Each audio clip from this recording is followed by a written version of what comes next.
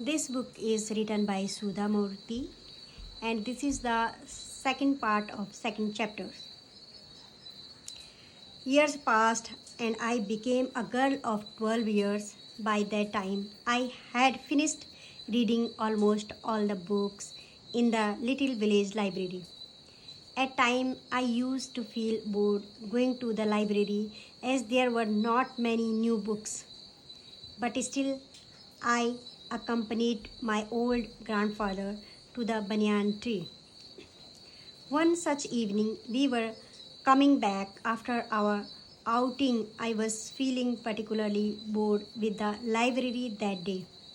It was dark and the street lights were blinking. My grandfather could not see too well, so I was leading him by his hand.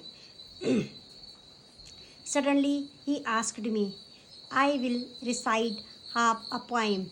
Will you complete it? This is a well known poem. I said I would try. I often played this game and I had learned many poems like this. He said, if I have wings, I immediately answered without blinking my eyes, I will go to the neighboring village library and read many more books. My grandfather stopped in surprise. He said, will you repeat it? I, I repeat, I will go to neighboring village.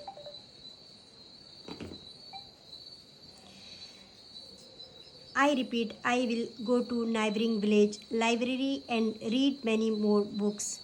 He laughed and said, what an unusual way to complete that poem. Do you know what the original poem is? Yes, I know. If I have wings, I will fly in the vast blue sky.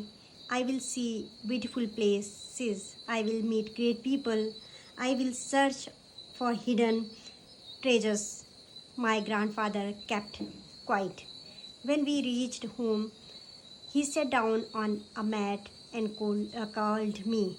He was tired but looked very happy.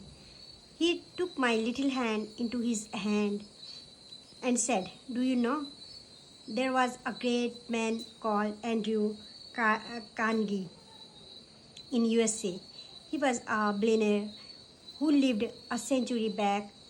He willed all his wealth not to his children, but to build library building in as many villages as possible. I have not seen America, but it seems any library you see in any village was invariably built using Andrew Carnegie's money. I I do not know how long I will live, but today I realize how much you love books. From the way you completed the poem, promise me when you grow up, if you have more money than you need, you will buy books for at least one library. It was a cold winter night. I still remember the warmth of his large hand in mine. He was old and his hands had become hard and wrinkled, writing thousands of the lines of the blackboard with chalk every day.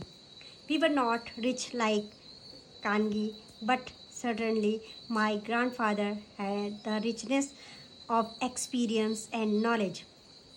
Later in my life, I became well off.